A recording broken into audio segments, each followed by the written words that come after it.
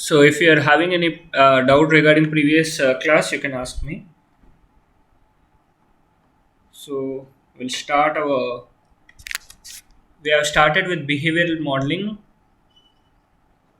in Verilog. In our previous session, we have started with behavioral modeling. We have discussed about procedural statements in our behavioral modeling and procedural assignments in behavioral modeling. So now we will in this session we will start with our procedural statements, procedural assignments in our behavioral modeling. So we'll start with our procedural assignments. So the assignments which are done in the data flow modeling are called, so the assignments which are done in data flow modeling are known as continuous assignments. And the assignments which are done in the data in the procedural state in the procedural blocks like always and initial are called procedural assignments. Procedural assignments, these are the assignments which are the like these are the assignments which are done in the blocks like always and initial blocks. For example, if in an always block, let's say begin end, if there is an assignment done here, then it is called a procedural assignment. Or else if an assignment which is done inside an initial begin end block, then also it is called an procedural assignment. So the assignments which are done in this procedural blocks are called procedural assignments statements. And the data types which can be used inside this always and initial blocks, and the data types which can be used inside always and initial blocks are reg time, and we can also use int, and we can use reg time and int data types, and we cannot use wire data types in the procedural blocks. This is not allowed. So this is about the assignments which can be these are the assignments which are used in procedural blocks. Now we also have blocking assign two types of assignments, two types of assignments in procedural blocks. So first one is blocking assignments, and second one is non-blocking assignments.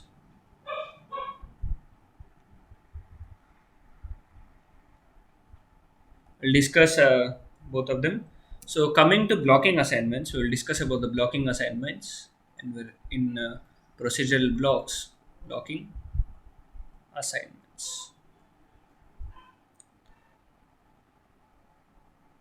So blocking assignment statements are executed in the order they are specified in a sequential block.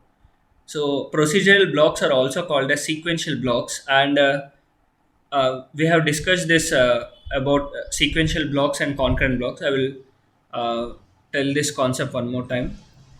So in Verilog, inside a module, the code is executed only if it is written in initial block. So basically, we have three types of blocks. This is initial block. One is initial block. We can use begin end if there are multiple statements. If there is only one statement, then there is no need to use begin end. So this is one block, and we have always block.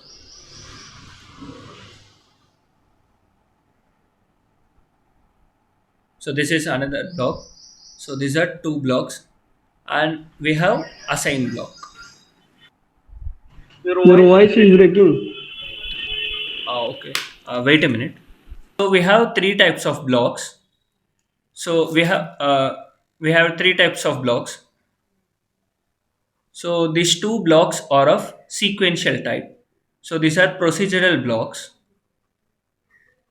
and this block is continuous assignment block. Continuous assignment block. So these procedural blocks are also called as sequential blocks. So these procedural blocks are also called as sequential blocks, whereas these continuous assignment blocks are also called as parallel blocks. For example, in our module, if we have two assigned statements, assign B is equal to A and assign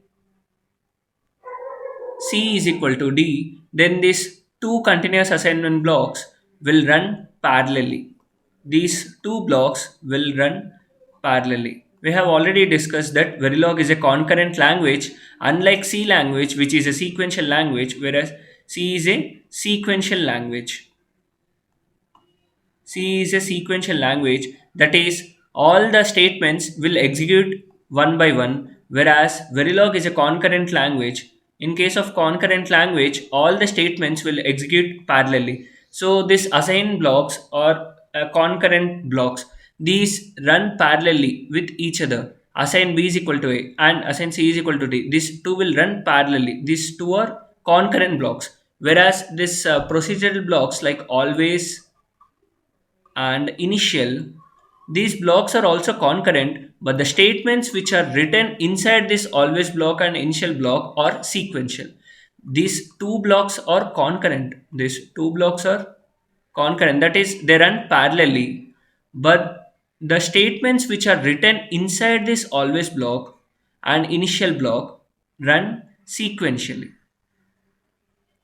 Sequentially means the statements will execute one after another.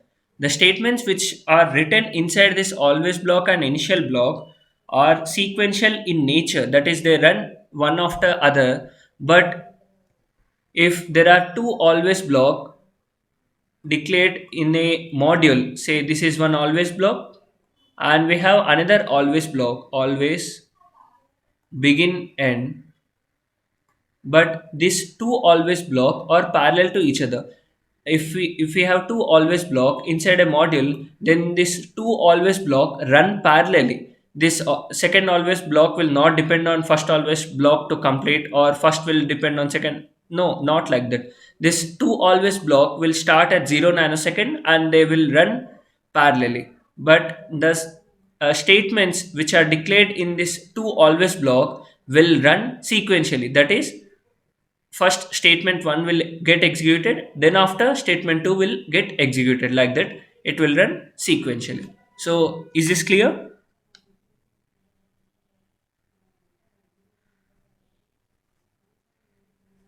Is this clear, right? If you are having any doubt, you can ask me. Yeah, clear. Okay, so remember this is a very important point. So always block, the statements inside the always block or initial block are sequential, whereas these blocks are parallel, they run concurrently. So this is about sequential and concurrent. So we have blocking assignments. So we have two types of assignments. One is blocking assignment and another is non-blocking assignment. Now, so let's start with the blocking assignments. So in blocking assignments, we will use the operator equal to for assigning the statements. So this symbol is used for blocking assignments. So for example, if we have always begin C is equal to B and D equal to E end. So these are my blocking assignments. So what happens in the case of blocking assignments, the statements will execute one after another. So the statement here in this case, this is statement 1 and this is statement 2. So the statement 1 will block the assignment of statement 2, like this. The in the case of blocking assignments, one statement block the another statement, so statement 2 will get executed after execution of statement 1, and statement, if we have another statement, then it will execute after this statement. So this is how the blocking assignment works. So is it clear? Yeah, clear. Yeah.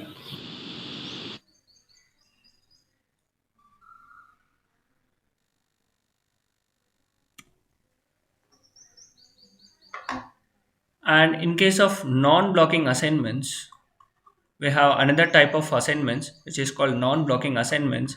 So in this case, the operator which we will use is this operator, less than equal to operator.